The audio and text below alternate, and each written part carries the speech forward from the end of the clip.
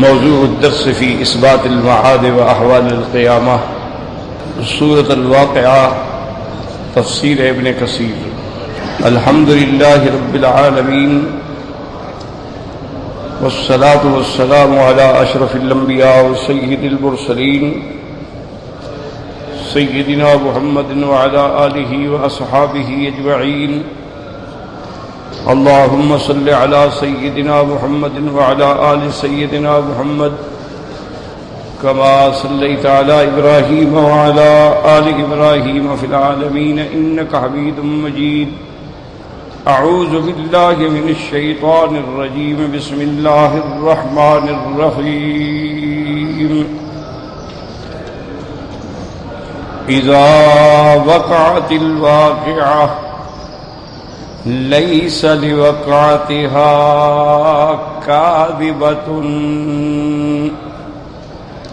خافضة رافعة إذا رجت الأرض رجا وبست الجبال بسا فكانت هباء منبثا وكنتم أزواجا ثلاثة فأصحاب الميمنة ما أصحاب الميمنة وأصحاب المشأمة ما أصحاب المشأمة والسابقون السابقون أولئك المقربون في جنات النعيم.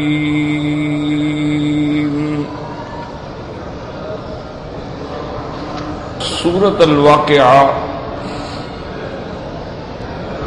ان سور میں ہے جو سور مکیہ ہے،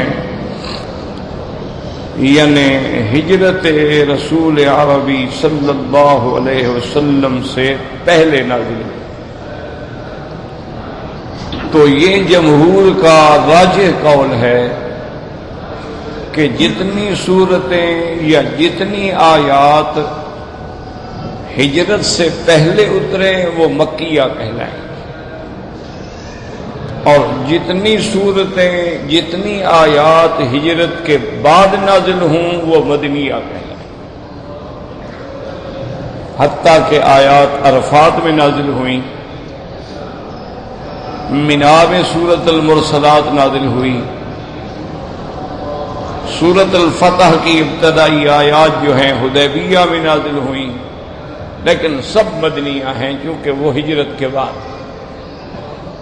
تو سورۃ مکیہ جو ہے یہ سورۃ واقعہ جو ہے یہ سورۃ مکیہ، اور اس سورۃ مبارکہ کا مضمون جو ہے، عمود جو ہے، بحث جو ہے وہ احوال قیامت سے ہے.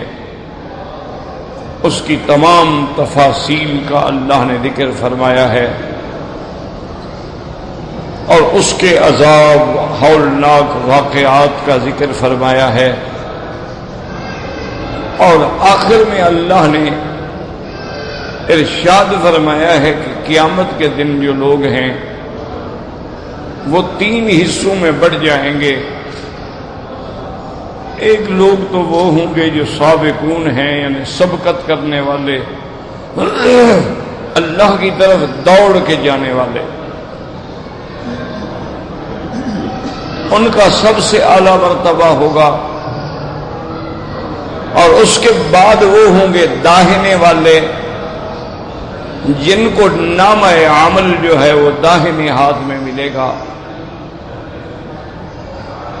اور بعض علماء نے فرمایا کہ یہ حضرت آدم علیہ السلام کی بھی داہنی جانب ہوں گے، اور بعض علماء فرماتے ہیں کہ یہ عرش کے بھی داہنی جانب ہوں گے. حتیٰ کہ بعض روایات میں یہ بھی ملتا ہے کہ جب اللہ تبارک و تعالی نے عالم ارواح میں عہد لیا تھا الست بربکم قالوا بلا، تو یہ اس وقت بھی داہنی جانب تھے، اور اسی طرح بائیں جانب والے جن کے بائیں ہاتھ میں نامہ اعمال ملے گا، تو یہ 3 قسمیں ہیں، اور ان 3 کے احوال کا بھی اللہ نے اس سورت مبارک میں ذکر فرمایا ہے۔ اور اس سورت مبارک کے بارے میں ایک حدیث مبارک ہے،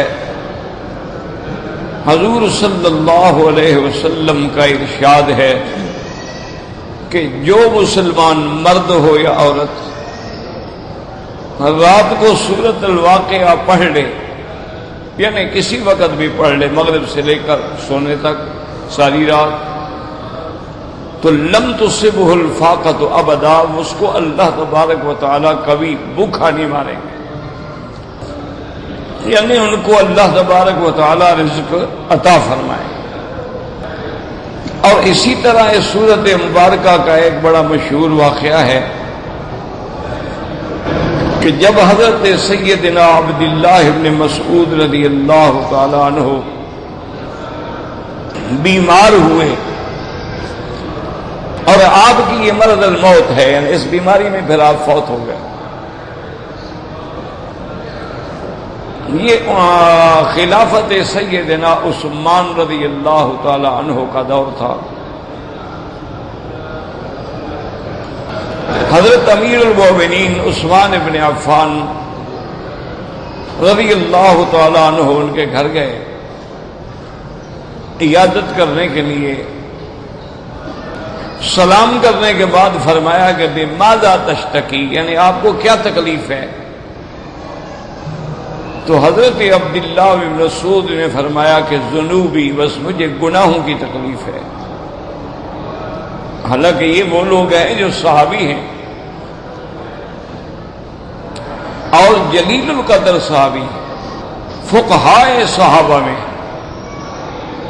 یہ وہ لوگ ہیں جن کو اللہ نے رضا کا سرٹیفکیٹ دنیا میں دے دیا ہے کہ میں ان سے راضی ہوں، لیکن پھر بھی دیکھو خوف کتنا ہے۔ ایک ہم ہیں، سر سے لے کر پاؤں تک گناہوں میں ڈوبے ہوئے ہیں، اور پھر کوئی خیال بھی نہیں ہوتا، اور الٹا صاحب دماغوں میں یہ ہوتا ہے کہ جی ہم نے دعائیں کی ہیں، ہماری دعا پتہ نہیں اللہ سنتے نہیں ہیں، قبول نہیں فرماتے ہیں۔ بھئی ہماری زندگی گناہوں میں بھری ہوئی ہے، نافرمانی میں بھری ہوئی ہے، تو نافرمانیوں کے باوجود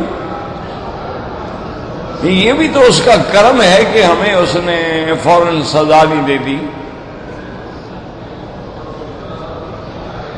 تو حضرت عبداللہ ابن مسعود رضی اللہ تعالی عنہ اتنا بڑا آدمی ہے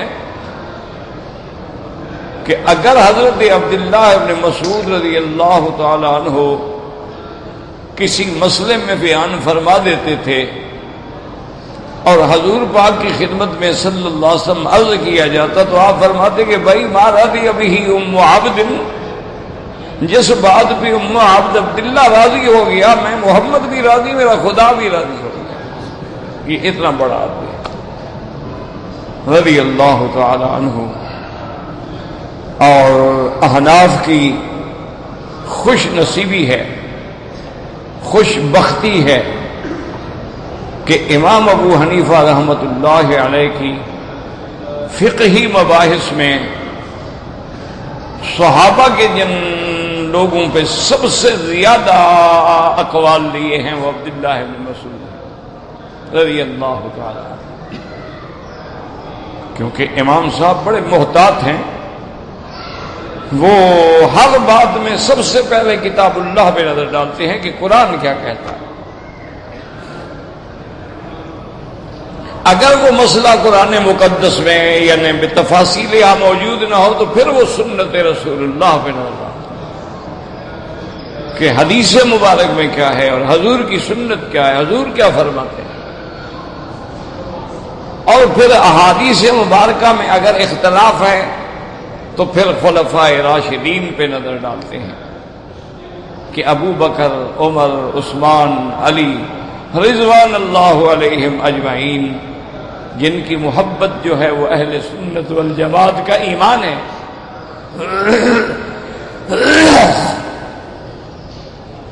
حتیٰ کہ امام ابو حنیفہ رحمۃ اللہ علیہ نے اہل السنت والجماعت کی علامت فرمائی۔ آپ نے فرمایا اہل سنت والجماعت کی علامت یہ ہے کہ تفضیل الشیخین، کہ ابو بکر و عمر کو سب سے افضل سمجھے، وحب الختنین، اور حضور کے دو دامادوں سے محبت کرتا ہو، حضرت عثمان اور حضرت علی دونوں داماد ہیں، والمسح علی الخفین، اور موزے پر مسح کرنے کو بھی جائز سمجھتا ہو۔ تو فرمایا کہ یہ اہل سنت والجماعت کی علامت ہے، علامات میں۔ تو اگر خلفاء راشدین سے بھی کوئی قول نہ ملتا تو پھر عشرہ مبشرہ پر نظر ڈالتے ہیں کہ بھئی یہ وہ لوگ ہیں جن کی جنت کی بشارت، ویسے تو سارے صحابہ جنتی ہیں، لیکن کچھ خوش نصیب ایسے ہیں کہ جن کو حضور پاک نے زندگی میں فرما دیا کہ تم جنتی، تم جنتی، تم جنتی، یہ عشرہ 10 آدمی۔ اور اسی طرح پھر صحابہ میں سے جہاں پھر حضرت عبداللہ بن مسعود رضی اللہ تعالی عنہ کا قول ملے پھر اسی کو لیتے۔ تو حضرت عبداللہ بن مسعود رضی اللہ تعالی عنہ سے جب امیر المؤمنین حضرت عثمان بن عفان رضی اللہ تعالی عنہ نے پوچھا کہ بماذا تشتکی، کیا تکلیف ہے آپ کو، تو فرمایا ذنوبی۔ حضرت عثمان نے دوسرا سوال کیا، ماذا تشتہی، تمہیں اس وقت کس چیز کی تمنا ہے؟ مریض کو تمنا ہوتی ہے نا یہ چیز مل جائے، فلاں چیز میں کھا لیتا، فلاں رشتہ دار میرے آ جاتے ان کو مل لیتا، ایک تمنا ہوتی ہے نا انسان کی، اولاد دور ہے تو بھئی اولاد آ جاتی۔ تو پوچھا بھی ماذا تشتہی، تمہیں کیا تمنا ہے؟ فرمایا رحمت ربی، ایک ہی تمنا ہے کہ رحمت کر دے۔ اس کے بعد تیسری بات حضرت عثمان نے فرمائی،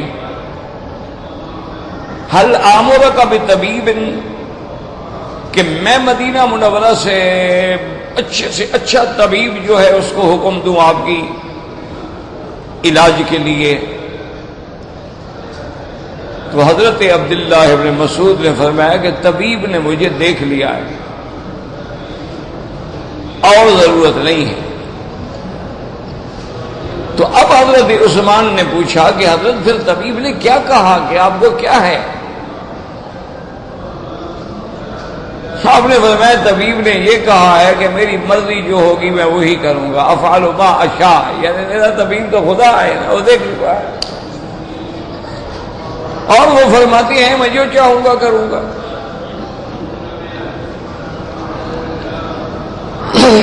حضرت عثمان رضی اللہ تعالی نے فرمایا حل آمرک بمال،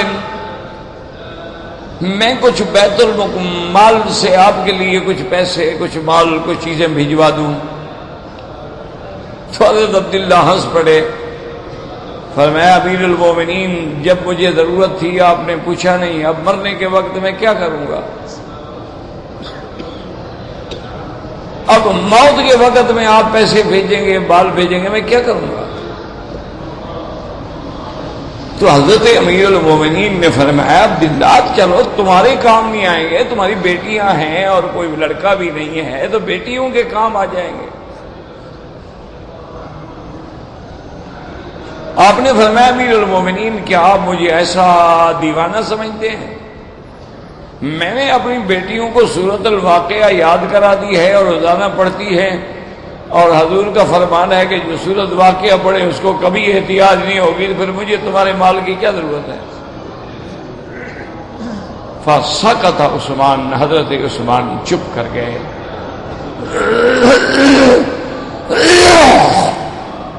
تو یہ سورۃ الواقعہ جو ہے اس کے پڑھنے سے آدمی کو احتیاج نہیں ہو۔ لیکن یہاں یاد رکھیں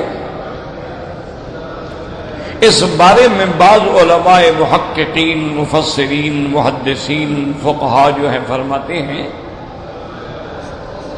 کہ آدمی قرآن کی کوئی آیت، کوئی سورت صرف اس لیے نہ پڑھا کرے کہ مجھے پیسے ملیں گے، مجھے مال ملے گا، مجھے مال ملے گا، مجھے مال ملے گا۔ یہ قرآن کی توہین ہے،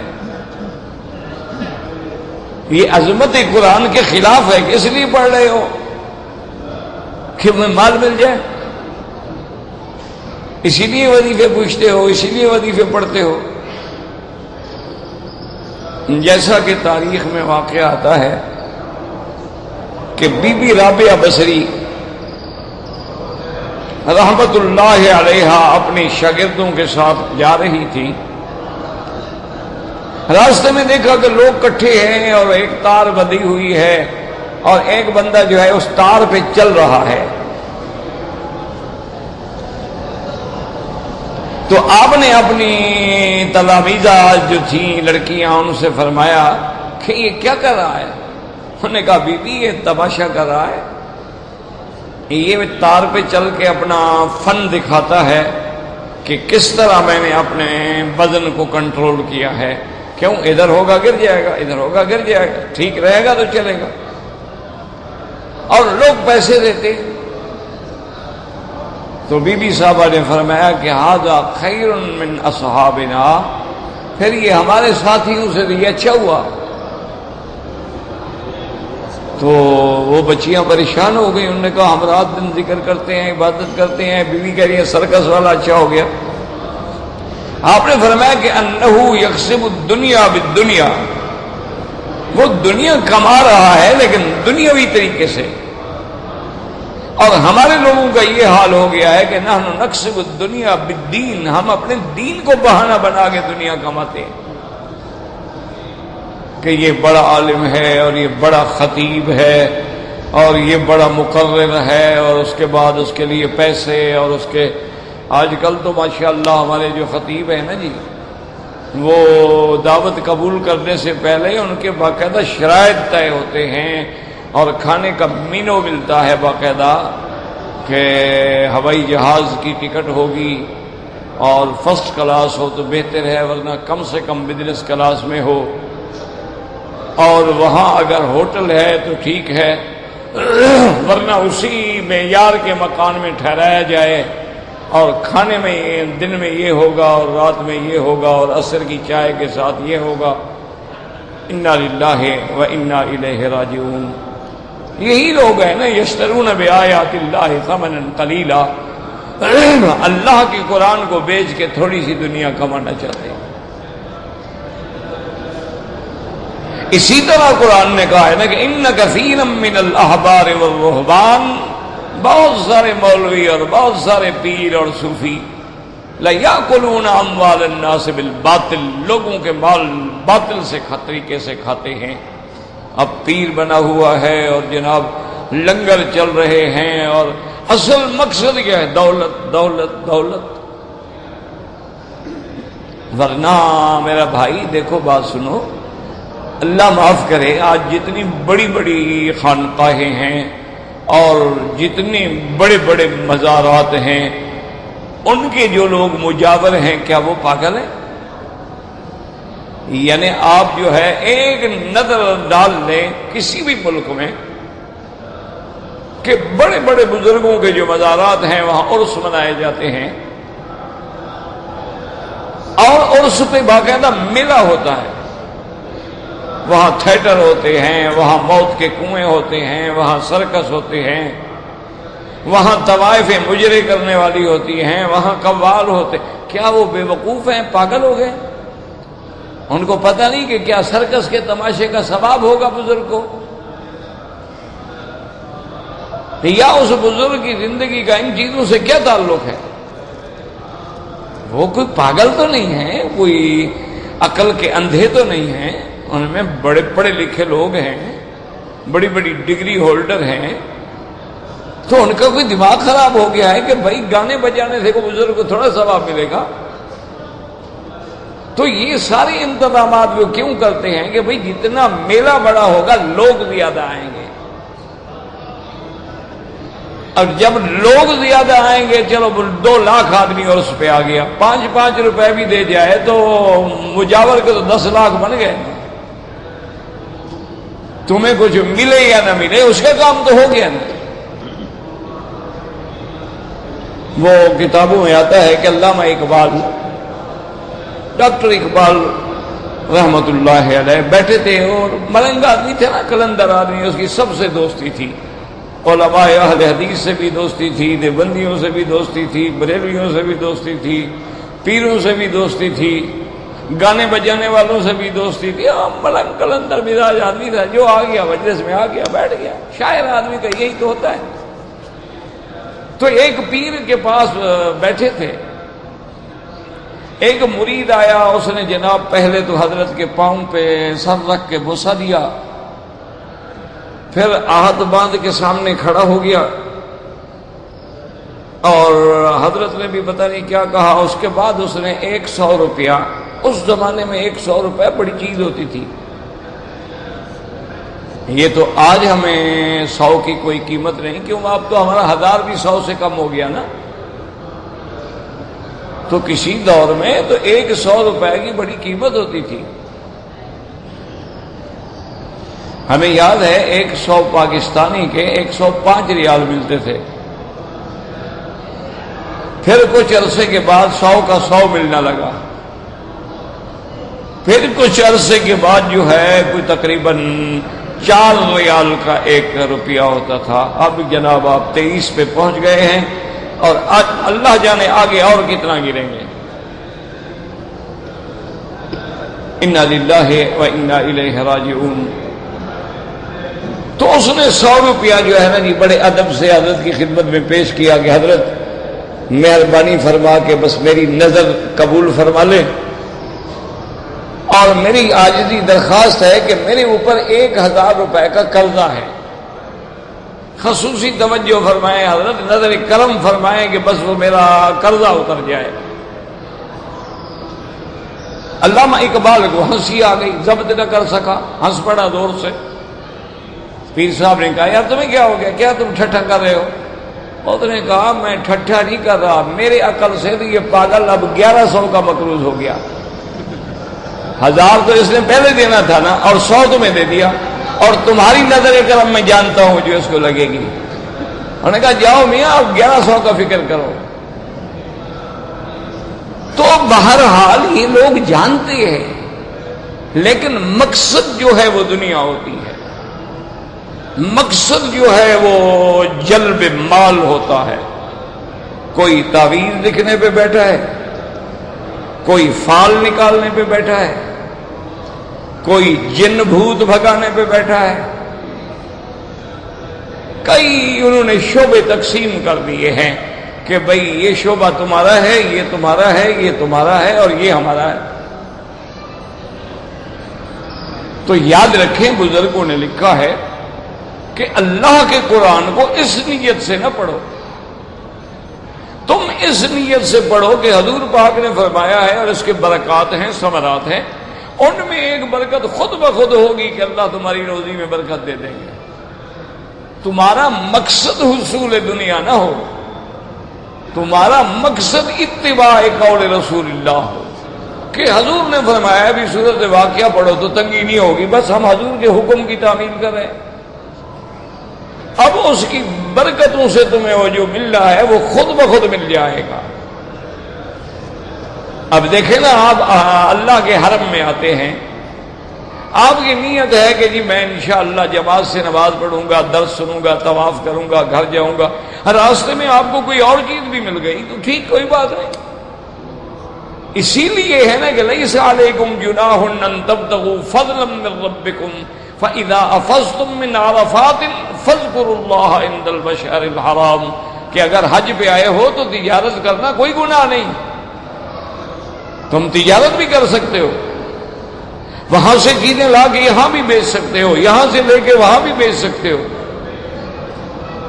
لیکن یہ ہے کہ نیت تمہاری حج ہو، نیت تجارت نہ ہو،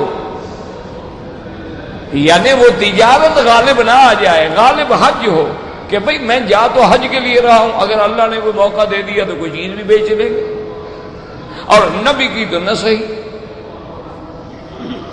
تو اس لیے سورۃ الواقعہ پڑھیں یا استغفار پڑھیں یا سورۃ غافر کی ابتدائی آیات پڑھیں یا آیت الکرسی پڑھیں یا خواتین سورۃ البقرہ پڑھیں یا خواتین سورۃ الحشر پڑھیں، یہ عظیم نعمتیں ہیں، ان کا کوئی مقابلہ نہیں ہو سکتا ہے، یعنی کوئی تصور بھی نہیں کر سکتا ہے کہ اللہ قرآن پڑھنے والے کو، جس نے کامل یقین کے ساتھ قرآن پڑھا ہے، کس طرح اپنی حفاظت کے حصار میں لے لیتے ہیں۔ مجھے ایک آدمی نے بتایا، اس نے کہا کہ میں ڈرائیور تھا بیچارہ، کہنے لگا کہ میں یہاں سے ریاض جا رہا تھا اور بڑا لمبا سفر ہے، اور میرے پاس بالکل نئی گاڑی تھی اور میں بڑی سپیڈ سے جا رہا تھا، اور میرے پاس 3 آدمی پیچھے بیٹھے تھے، ایک میں آگے بیٹھے اور پیسنجر تھے، میں نے پیسے لیے تھے۔ کہنے کا خدا کی شان ہے، بالکل نئی گاڑی اور سپیڈ میری 140 سے اوپر تھی، اس کے ٹائی راڈ جو ہیں وہ نکل گئے، اور جب گاڑی کے ٹائی راڈ نکل جائے اسٹیئرنگ تو بیکار ہو گیا، اب آپ کنٹرول تو کر ہی نہیں سکتے نا، ادھر جائے یا ادھر جائے کدھر جائے۔ اگر بریک ماریں گے یکدم گاڑی الٹ جائے گی، نہیں ماریں گے تو کریں کیا؟ تو وہ کہتا ہے میں حیران، بس میں نے ساتھیوں سے بھی کہا بھی کلمہ شریف پڑھ لو، اور کہتے ہیں خدا کی قدرت ہے، گاڑیاں ادھر سے بھی گزر رہی ہیں، مجھے اوورٹیک بھی کر رہی ہے، مجھے کوئی پریشانی نہیں ہو رہی، میں بس پاؤں ہٹا کے بیٹھ گیا، آرام سے میری گاڑی رائٹ پہ مڑی اور کوئی گاڑی نہیں تھی، آگے ریت تھی، وہ چلتے چلتے ریت میں پھنس کے کھڑی ہو۔ اب ریت میں تو نہیں چل سکتی تھی نا، اس کی طاقت جواب دے گئی۔ تو اللہ کا میں نے شکر ادا کیا، میں نیچے اترا، ہم سب نیچے اترے۔ میں نے کہا ابھی دیکھو بات سنو، تم داڑھی والے لگتے ہو، مولوی لگتے ہو، مجھے بتاؤ تم نے کیا پڑھا تھا؟ انہوں نے کہا ایک تو ہم نے دعائے سفر پڑھی تھی، اور دوسرا ہم نے وہ آیتیں پڑھی تھیں جو حضرت ابن عباس نے فرمائی ہیں کہ جو آدمی یہ آیتیں پڑھ لے، حضرت ابن عباس فرماتے تھے اگر ایکسیڈنٹ ہو جائے اور وہ مر جائے تو اس کی قیامت میں دیت کا بھی میں ذمہ دار ہوں۔ اور وہ آیتیں کون سی ہیں؟ وما قدر اللہ حق قدرہ والارض جميعا قبضته يوم القیامة والسماوات مطویات بیمینہ سبحانہ وتعالی عما یشرکون، 7 دفعہ یا 3 دفعہ۔ قال اركبوا فيها بسم الله مجريها ومرساها ان ربی لغفور رحیم۔ تو آپ فرماتے تھے کہ حضور کا فرمان ہے کہ آیتان امانان، یہ 2 آیتیں جو ہیں میری امت کی امان ہیں جلنے سے اور غرق ہونے سے، من الحرق والغرق۔ تم نے کہا ہم نے یہ پڑھی تھی، انہوں نے کہا بھئی بس یہ اسی کی برکت ہے، ورنہ ان حالات میں پورا ہائی وے ہے، سپیڈ 140 پہ ہے، ٹائی راڈ نکل جاتے ہیں، ایک ہی سڑک ہے، 1 وے ٹریفک بھی نہیں ہے، آنے والی گاڑی آ رہی ہے، پیچھے والی جا رہی ہے، اور ہمیں آرام سے ریت میں آ کے سیدھی کھڑی ہو گئی، مجال ہے کسی کو دھکا بھی لگاؤ۔ تو آدمی اللہ کی امان میں آ جاتا ہے۔ اسی لیے جب آدمی گھر سے نکلے تو حضور پاک نے رحمت للعالمین، سید الاولین والآخرین، شفیع المذنبین، حضرت محمد مصطفیٰ صلی اللہ علیہ وسلم نے فرمایا کہ جب گھر سے نکلو بسم اللہ ما شاء اللہ، آمنت باللہ، اعتصمت باللہ وتوکلت علی اللہ، ولا حول ولا قوت الا باللہ العلی العظیم۔ آپ نے فرمایا کہ اگر یہ پڑھ لو تو اللہ کی امان میں آ جاتے ہیں، اللہ کے فرشتے پھر تمہاری حفاظت کرتے ہیں۔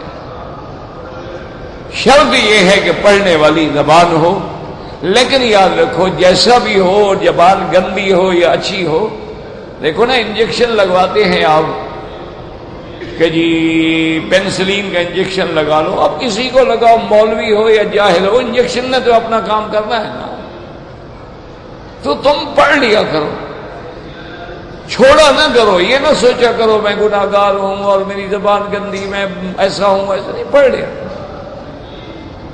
اسی طرح ایک حدیث مبارک میں آتا ہے، عوف بن مالک الاشجعی رحمت اللہ علیہ، ان کے بیٹے کو دشمنوں نے اغوا کر دیا، تو آپ جانتے ہیں کہ ماں باپ پہ پھر کیا گزرتی ہے۔ اللہ سب کی اولادوں کی حفاظت فرمائے، اللہ ہر مسلمان کی عزت و عصمت کا محافظ ہو، اور جو بیچارے اغوا ہیں، جو بیچارے ناجائز پکڑے ہوئے ہیں، اللہ ان پہ رحم فرمائے، جن کی کوئی فریاد سننے والا بھی نہیں ہے نا میرا بھائی، اللہ کے سوا کوئی نہیں، بتانے والا بھی کوئی نہیں کہ میرا بیٹا کدھر گیا، تو اللہ کی حفاظت مانگا کریں۔ تو مالک ابن عوف ابن مالک الاشجعی حضور کی خدمت میں آئے اور بڑے پریشان۔ حضور نے فرمایا ماں بیٹا کیا ہو گیا تمہیں؟ اس نے کہا حضور ایک بیٹا ہے اور وہ دشمن لے گئے پکڑ کے، اور مجھے پتا ہے کہ میرے کن دشمنوں نے پکڑا ہے، یہ مجھے پتا ہے، اور وہ دشمن بڑے زور والے ہیں، بہت بڑا قبیلہ ہے، میں ان سے لڑ بھی نہیں سکتا، چھڑا بھی نہیں سکتا، اور ہماری دشمنی ہے، وہ تو میرے بچے کو ٹکڑے ٹکڑے کر دیں گے، میری بیوی بھی رو رہی ہے اور میں بھی رو رہا ہوں۔ حضور نے فرمایا اکثروا بقول لا حول ولا قوت الا باللہ العلی العظیم۔ مسلمانوں یہ یاد رکھو، یہ وہ وظائف ہیں، بتانے والا محمد مصطفیٰ ہے، تم تو جھوٹے پیروں کے وظیفے پڑھنے کے عادی ہو گئے ہو نا، کیونکہ وہ وظیفے کو مؤثر بنانے کے لیے کہہ دیتے ہیں نا، اندھیری رات ہو اور پرانا قبرستان ہو، اور ایک ٹانگ پہ کھڑے ہو کے وظیفہ پڑھنا ہے، اور تمہیں بلائیں شرائیں نظر آئیں تو ڈرنا نہیں، میرا وظیفہ تمہیں بچائے گا۔ اب کسی پاگل کو اندھیری رات میں پرانے قبرستان میں ایک ٹانگ پہ کھڑا کر دو، اس کو چکر آئیں گے، بلائیں تو نظر آئیں گی، اس کو تجربہ کر لو بھئی، آدھی رات ہو، رات بھی اندھیری ہو، جب چاند نہ ہو، وہ تو قبرستان کے جو درخت ہیں نا، وہ بھی اس کو بھوت نظر آئیں گے، اس میں پیر صاحب کے وظیفے کا کیا تعلق ہے؟ لیکن وہ اس نے اپنے وظیفے میں زور دینا ہوتا ہے نا، تاکہ یہ ڈرے کہ یار مجھے حضرت نے بڑا جلالی عمل بتایا، بڑا جلالی عمل حضرت نے بتایا، بس انہوں نے کہا بس 7 راتیں کر لو، تمہارا دشمن مر جائے گا، وہ نہ مرے تو یہ تو دفعہ ہوگا، مر جائے گا نا، پیر صاحب کے پاس تو پھر نہیں آئے گا نا،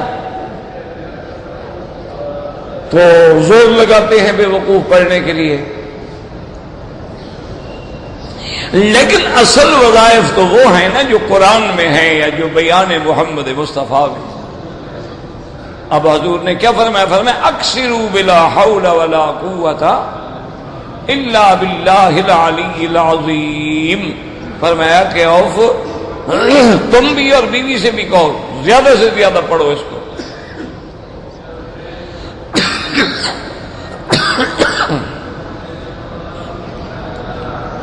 اب انہوں نے حضور صلی اللہ علیہ وسلم کے حکم پر پڑھنا شروع کیا۔ اچھا، خدا کی شان دیکھیں کہ وہ دشمن جب اس کو پکڑ کے لے گئے، انہوں نے پاؤں اس کے رسی سے باندھ دیتے، رات کو جب سوتا، دن میں کھول دیتے، کبھی مارتے کبھی بھوکا رکھتے۔ ایک رات وہ سارے تھکے ہوئے تھے، اور ان کے ساتھ اس وقت جو ہے 50 اونٹ بھی تھے، قافلہ تھا نا بڑا، تو اس بیچارے کو تو پریشانی سے نیند نہیں آتی تھی، تو اس نے بڑے آرام سے رسی کو پاؤں سے نکالا، رسی کھل گئی، پاؤں آزاد ہو گئے. ان کو دیکھا کہ وہ تو شرابیں پی کے مست ہوئے پڑے ہیں نشے میں. یہ آرام سے اٹھا جناب, 50 اونٹوں کو بھی اٹھایا اور 4 دن کے بعد 50 اونٹ لے کے ابے کے پاس آ گیا. السلام علیکم. انہوں نے کہا تم زندہ؟ نے کہا اور یہ کیا مارا سکا, یہ بھی دشمنوں کا لے کے آ گیا ہوں, اور کیا کمال ہے. تو اللہ تبارک و تعالیٰ نے لوٹا بھی دیا اور دشمن کے مال کے ساتھ لوٹا دیا. اسی لیے قرآن کہتا ہے کہ جب صحابہ کو پریشانی کی خبر ملی کہ دشمن لوٹ کے حملہ کرنا چاہتا ہے, قالوا حسبنا اللہ ونعم الوکیل, تو سب نے کہا حسبنا اللہ, اللہ ہی کافی ہے, وہی ہمارا ضامن ہے. تو قرآن کہتا ہے اس کے پڑھنے کا فائدہ کیا ہوا؟ فانقلبوا بنعمت من اللہ, پھر اللہ نے ان کو اپنی نعمتوں سے, اپنے فضل سے نوازا, اور ان کو لم یمسسہم سوء, ذرے کے برابر بھی پریشانی نہیں پہنچی. تو اس لیے ہمیشہ یاد رکھیں کہ اللہ کے قرآن کی صورتیں, ان میں یہ عظیم صورت ہے, اس کے پڑھنے کے بہت بڑے فوائد ہیں, منافع ہیں, لیکن تم یہی سمجھ کے پڑھا کرو کہ حضور کا فرمان ہے اور ہر رات کو پڑھنا ہے. بچوں کو بھی بتا دیں, گھر میں بھی بتا دیں, سب کو پڑھا دیں, تو بہت بڑی عظیم نعمت ہے. میں نے شاید آپ کو پہلے بھی کہا تھا, میرے ایک دوست ہیں, ان کا ایک مدرسہ ہے, ماشاءاللہ 400-500 طالب علم. تو میں سفر پہ تھا تو مجھے ملے بیچارے, انہوں نے کہا کہ حضرت دعا کریں, ہمارے حالات بڑے خراب ہیں اور کچھ بھی نہیں آیا اب ہمارے پاس. زیادہ سے زیادہ 8-10 دن کا ہمارے پاس مطبخ کا راشن ہے, بچوں کے کھانے کا, اور کچھ بھی نہیں ہے. تو میں نے کہا بھائی کچھ بھی نہ کریں, بندوں سے امیدیں لگانا چھوڑ دیں اور اللہ کی طرف لو لگا لیں, اور تمام طلباء کو حکم دیں کہ مغرب اور عشاء کے درمیان میں سارے ایک دفعہ سورۃ الواقعہ پڑھیں اور اس کے بعد دعا کریں مدرسے کے لیے. سفر تھا, ہم چلے گئے. مجھے کچھ سال کے بعد وہ حج پہ ملے, تو میں نے کہا بھائی کیا حال ہے تمہارے مدرسے؟ کہتے حضرت اس دن اللہ کے قرآن کی برکت سے آج 1 سال اللہ نے پھر کبھی محتاج نہیں کیا. نہ میرا سفیر ہے, نہ میں چندے کرتا ہوں, نہ میں لوگوں سے مانگنے جاتا ہوں, آپ کو پتا ہے میری طبیعت کا. لیکن مجھے اللہ پہ یقین ہے, جب سے ہم نے وہ صورت شروع کی ہے نا مدرسے میں, اللہ کی برکتیں رحمتیں ایسے برس رہی ہیں اور ہمیں کسی چیز کی ضرورت نہیں. میرے بہت ہی مہربان دوست ہیں اور امریکہ میں ہیں, شکاگو میں ہیں. پہلے وہ رئیس القراء تھے دارالعلوم دیوبند میں, اور ان کے والد حضرت, ہمارے بھی والد تھے حضرت محمد نعیم اللہ, جو شیخ الحدیث تھے دیوبند کے, اور جنہوں نے 30 جلدوں میں تفسیر قرآن انوار القرآن لکھی ہے. ماشاءاللہ ان کا بھی میں نے اللہ پہ ایمان دیکھا کہ وہاں فنڈ ریزنگ ہوتی ہے نا, چندے ہوتے ہیں, ایسا ہوتا ہے. وہ کہتے تھے بھائی زکوٰۃ شکات نہ دیا کرو مجھے, اس کی ذمہ داری میں نہیں نبھا سکتا. کیوں؟ زکوٰۃ کے شرائط بڑے سخت ہیں, میں کہاں کہاں ڈھونڈوں گا, کس کس طالب کی ہسٹری معلوم کروں گا, یہ مستحق ہے, نہیں ہے, غریب ہے, امیر ہے, کیسا ہے, مجھے زکوٰۃ دیا ہی نہ کرو. تو سارے لوگ ان کو کہہ دیا حضرت زکوٰۃ سے ہی تو آج کل مدرسے چلتے ہیں, زکوٰۃ نہیں لیں گے تو اور کون دے گا, کون نہ دے, پھر اللہ کی مرضی بند کر دیں گے. لیکن جس نے دینا ہے صدقہ دو, خیرات دو, ہدیہ دو, زکوٰۃ نہیں. الحمدللہ 2 مدرسے چل رہے ہیں, اللہ کا شکر ہے. خود بھی عزت سے رہتے ہیں, شان سے رہتے ہیں. تو یہ ایک یقین ہوتا ہے. اور اسی صورت مبارک کے بارے میں ایک حدیث میں آتا ہے کہ ایک دن سیدنا ابی بکر صدیق رضی اللہ تعالی عنہ نے سرکار دو عالم کی خدمت میں عرض کیا کہ یا رسول اللہ شبتا, آپ تو ایسے یکدم بوڑھے ہو گئے. آپ کے ماشاءاللہ کوہ بڑے مضبوط تھے, آپ کے تو ہم نے کبھی بڑھاپا آپ کی طرف آتا دیکھا نہیں, اور اب تو ایسے کہ یکدم چند دنوں میں آپ بوڑھے ہو گئے. تو حضور صلی اللہ علیہ وسلم نے فرمایا فرمایا ابو بکر شیبتنی سورۃ الہود، واقعہ، مرسلات، اذا الشمس کورت، کہ مجھے ان سورتوں نے بوڑھا کر دیا کہ جب میں سورۃ الواقعہ پڑھتا ہوں، جب میں سورۃ المرسلات پڑھتا ہوں، جب میں سورۃ اذا الشمس کورت سورۃ تکویر پڑھتا ہوں، جب میں سورۃ الہود پڑھتا ہوں اور ان میں قیامات کی علامات ہیں، تو ان چیزوں نے مجھے بوڑھا کر دیا۔ تو یہ سورت مبارک بھی ان سورتوں سے۔ اور اسی طرح یاد رکھیں ایک ہوتا ہے ربط ما بین السور۔ پہلے زمانے میں اس کی ضرورت ہی نہیں تھی، نہ صحابہ کے دور میں نہ تابعین کے دور میں، لیکن تو بعد میں جب فتنے پیدا ہوئے نا جی، جب مفتن پیدا ہوئے، مفسد پیدا ہوئے، اعداء اسلام پیدا ہوئے، اعداء قرآن پیدا ہوئے، اور انہوں نے قرآن پہ اعتراضات کرنے شروع کیے کہ دیکھو جی یہ کیا بات ہے کہ اللہ کا اگر کلام ہے تو اس میں ارتباط کیوں نہیں ہے؟ کبھی کوئی بات ہو رہی ہے، پھر اور بات ہو رہی ہے، پھر اور بات ہو رہی ہے۔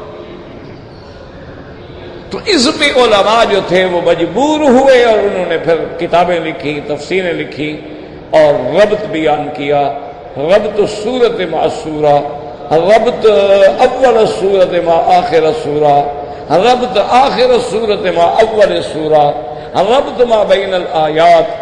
انہوں نے محنت کر کے ان کے منہ پہ ایسا تھپڑ مارا کہ ایک سورت کا ربط ایسا جوڑ کے بیان کر دیا کہ پھر دشمن زبان نہیں لا سکتا۔ اسی لیے علماء نے بڑی کتابیں لکھی ہیں، جیسے نظم الدرر فی ربط الآیات والصور، علامہ بقائی نے، اب چھپ بھی گئی ہے الحمدللہ۔ اسی طرح بصائر فی التمییز، اسی طریقے سے اسرار التعویل، اسی طریقے سے الاکسیر، اسی طریقے سے اسرار التقرار فی القرآن، اسی طرح مشکلات القرآن، اسی طرح عرض القرآن، بڑی اسی طرح البیان، اسی طرح التبیان، اسی طرح البرہان، اسی طرح الاتقان۔ علماء نے ایسی کتابیں لکھی ہیں، اللہ ان کی قبروں پہ کروڑوں رحمتیں کرے کہ انہوں نے دشمنوں کی زبانوں کو بند کر دیا کہ یہ ترتیب ہے، ربط ہے، لیکن تمہیں سمجھ نہیں آتا۔ تو اب جناب یاد رکھیں کہ اس کا ربط سورۃ الرحمن کے بعد جو سورۃ الواقعہ آئی ہے تو کیوں آئی؟ تو دو لفظوں میں اس کا علماء نے ربط بیان کیا، اور علماء نے فرمایا کہ اس سورت میں اظہار رحمت تھا اور اس سورت میں اظہار ہیبت و عظمت ہے، یعنی اس میں رحمتوں کا بیان تھا، اس میں اللہ کی عظمت و ہیبت کا بیان ہے، تو اس لیے ان میں یہ ایک ربط ہے۔ اسی طرح علماء نے فرمایا کہ اللہ نے فرمایا تھا کہ سب سے برکت والا، شان والا تیرے نام کا رب ہے، جو جلال والا ہے اور جو اپنے بندوں پہ انعام و اکرام فرمانے والا ہے۔ تو اب اللہ کے اس جلال کی، تبارک اسم ربک ذی الجلال، تو جلال کا مظہر جو ہے وہ سورۃ واقعہ ہے، تو اس لیے ان کے درمیان میں ایک ربط ہے، اور اللہ تبارک و تعالی نے بڑی شان سے اس سورۃ مبارک کو بیان فرمایا ہے۔ اور بعض علماء یہ فرماتے ہیں کہ قرآن میں ترغیب بھی ہے، ترہیب بھی ہے۔ ترغیب کا معنی رغبت دلانا، اور ترہیب کا معنی اللہ کی نافرمانیوں سے ڈرانا۔ تو سورۃ الرحمن جو ہے وہ ترغیب تھا، اور سورۃ الواقعہ جو ہے یہ ترہیب ہے، تو لہذا دونوں کا ربط جو ہے وہ واضح ہے، واللہ اعلم۔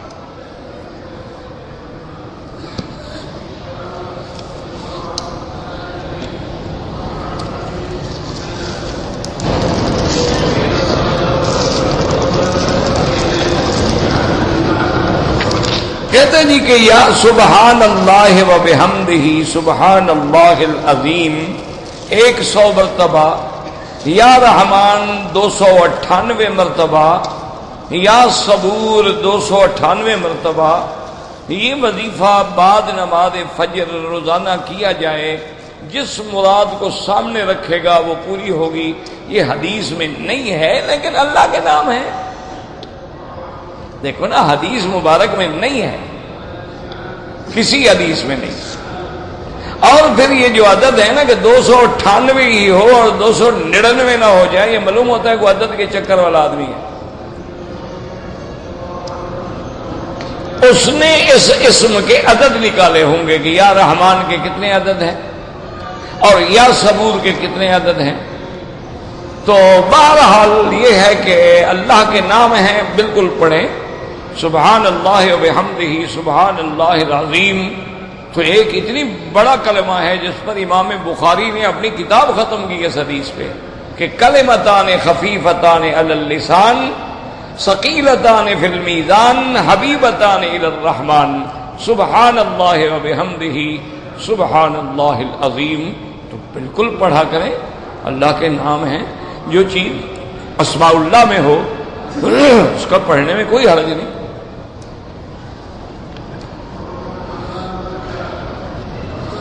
کہتے ہیں جی کہ اگر ایک آدمی جنابت کی حالت میں ہے تو کیا کچھ کھا پی سکتا ہے؟ مجبوری ہو تو کھا پی سکتا ہے. اب دیکھو نا، جیسے رمضان میں میاں بیوی لیٹے فارغ ہوئے تو اب سحری کا وقت ختم ہو رہا ہے. اب اگر وہ غسل کریں تو پھر سحری تو گئی. تو وہ اگر کھا لیتے ہیں یا بچہ رونے لگ گیا، ماں نے دودھ پلا دیا، کوئی بات نہیں، کچھ نہیں، کوئی حرج نہیں. لیکن کوشش یہ کیا کرے کہ غسل نہ بھی کر سکیں، استنجا کر لیں اور نماز والا وضو کر لیں جلدی جلدی. اس کے بعد کھا پی لیں، بعد میں غسل کر لیں.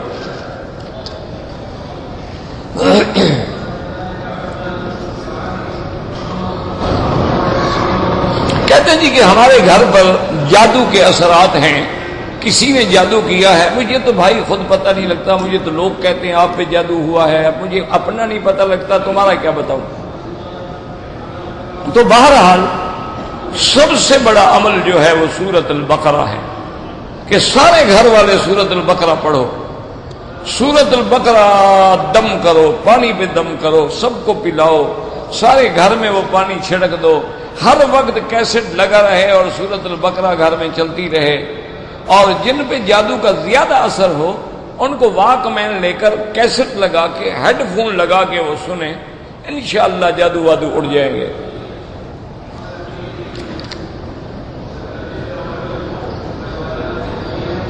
کہتے جی کہ میری بیوی نے مثلا اس کو ماں باپ نے بھی کچھ سونا دیا تھا، سونے کے زیورات دیے تھے، تو اس کی زکوٰۃ کون دے گا؟ جس کے ہیں بیوی دے گی، اور کون دے گا؟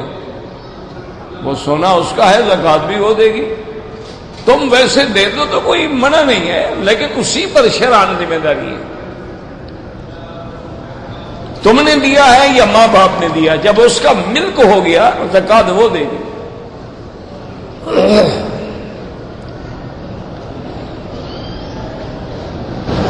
میرے بھائی نے حج کے مہینوں میں بہت عمرے کیے اور پھر حج افراد کیا ہے، ایک بکری دم اس کو دینی ہوگی.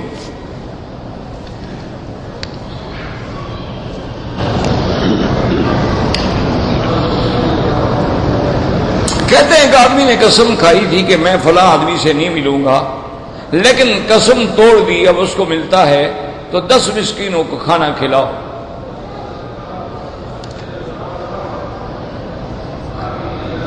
جو آدمی فوت ہو گیا اس کے ذمے نمازیں ہیں، سب سے پہلے تو دعا کرو کہ اللہ کے حقوق ہیں، اللہ اس کو معاف فرما دے. لیکن بعض علماء فرماتے ہیں کہ اگر اس کے ورثاء چاہیں تو اس کی طرف سے فدیہ ادا کر دیں، یعنی ایک نماز کا صدقۃ الفطر کے برابر، جیسے 1.25 سیر گندم صدقۃ الفطر ہے. یہاں کے حضرات کے نزدیک 3 کلو چاول جو ہے وہ اس کی قیمت کے مطابق ہر نماز کا حساب کر کے دے دیں.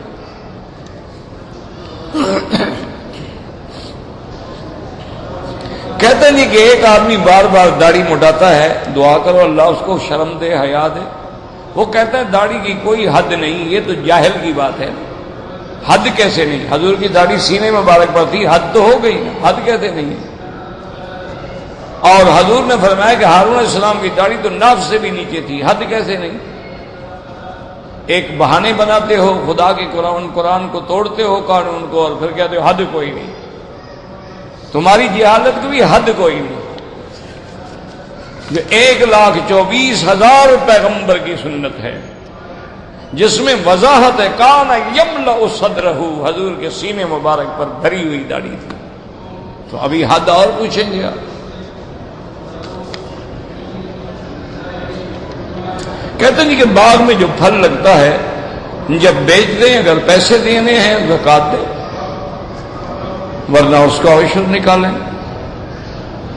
گردن اور کانوں کا مسح کرنا جو ہے، بعض ائمہ فرماتے ہیں کہ گردن کے مسح کی ضرورت نہیں ہے، لیکن احناف کے نزدیک ہے. وہ ایک روایت سے استدلال فرماتے ہیں کہ قیامت میں چونکہ اغلال کافروں کی گردنوں میں ہوں گے تو اس مسح کی برکت سے اللہ ان کو اس سے محفوظ رکھے گا. بہرحال یہ اپنا اپنا قلم جنت آدم کے علاوہ قلم یا جنت کے بارے میں نہیں آیا کہ اللہ نے اپنے ہاتھ سے بنائی ہے. یہ آپ کو ویسے دھوکہ لگا. ہاتھ کے بارے میں صرف آدم علیہ السلام کے بارے میں آیا ہے. اللہ نے فرمایا کہ خلقت بیدی، یا دوسرا آتا ہے آسمان کے بارے میں والسماء بنیناہا بأید، بس وہ جو ہے اللہ اول ما خلق اللہ القلم، تو اللہ نے پیدا فرمایا، یہ نہیں کہ ہاتھ سے بنایا. اللہ نے جنت کو پیدا فرمایا، یہ نہیں کہ ہاتھ سے بنایا. یہ تمہارا خیال ہے، یعنی وہ شان کن فیکون سے بنی ہے. ہاتھوں کا ذکر صرف آدم علیہ السلام میں آیا ہے اور آسمان کے بارے میں آیا ہے. بعض علماء تو اس کی تعویل کرتے ہیں، لیکن تعویل نہ کی جائے، ظاہر آیت پہ محمول کریں تو والسماء بنیناہا بأید وإنا لموسعون والارض فرشناہا فنعم الماہدون. اور کبھی اللہ تبارک و تعالی حکم تو فرشتوں کو دے دیتے ہیں، قل یتوفاکم ملک الموت الذی، تمہارا روح کون کھینچتا ہے؟ ملک الموت. اور دوسری جگہ فرماتے اللہ یتوفی الانفس، اللہ تبارک و تعالی روح قبضے میں لیتے ہیں. تیسری جگہ فرماتے ہیں توفتہ الملائکہ، اس کے کئی فرشتے آ کے روح نکالتے ہیں. تو معنی یہ ہوتا ہے کہ حکم اللہ کا ہوتا ہے اور ملک موکل جو ہے وہ ملک الموت ہے. لیکن جب روح نکالنے کے لیے آتا ہے، مومن کی روح ہے تو رحمت کے فرشتے ساتھ ہوتے ہیں، اور کافر کی روح ہے تو عذاب کے فرشتے ساتھ ہوتے ہیں. تو ساری آیتیں جمع ہو جاتی ہیں. واللہ اعلم. اللہم صلی علی سیدنا محمد وعلی آل سیدنا محمد کما صلیت علی ابراہیم وعلی آل ابراہیم فی العالمین انک حمید مجید. یا علی یا عظیم، یا علی یا عظیم، یا علیم یا حلیم، یا علی یا عظیم، یا علیم یا حلیم. اللہم انک ملیک مقتدر بادشاہ من امن یکون. اللہم اسعدنا فی الدارین. اللہم اقض عنا الدین. اللہم کن لنا ولا تکن علینا وانصرنا علی من بغى علینا. اللہم کن بنا رؤوفا رحیما ولا تجعلنا شقیا ولا محروما. اللہم اشفنا واشف مرضانا وارحم موتانا واستجب دعاءنا ولا تخيب رجاءنا برحمتك يا ارحم الراحمين. اللهم ارجو رحمتك، اللهم ارجو رحمتك فلا تكلنا الى انفسنا طرفة عين ولا اقل من ذلك. لا اله الا انت سبحانك انا كنا من الظالمين. اللهم انصر الاسلام والمسلمين. اللهم احفظ سائر بلاد المسلمين وهذا البلد الامين فاجعلها آمنا مطمئنا سخاء رخاء إلى يوم الدين. اللهم انصر المجاهدين في كل مكان. اللهم انصرهم في كشمير. اللهم انصرهم في فلسطين. اللهم انصرهم في كل مكان. أيدهم بنصرك يا قوي يا عزيز. اللهم اهلك أعداءك أعداء الدين. اللهم أرنا فيهم عجائب قدرتك. وصلى الله تعالى على خير خلقه سیدنا محمد وعلی آلہ وصحبہ اجمعین.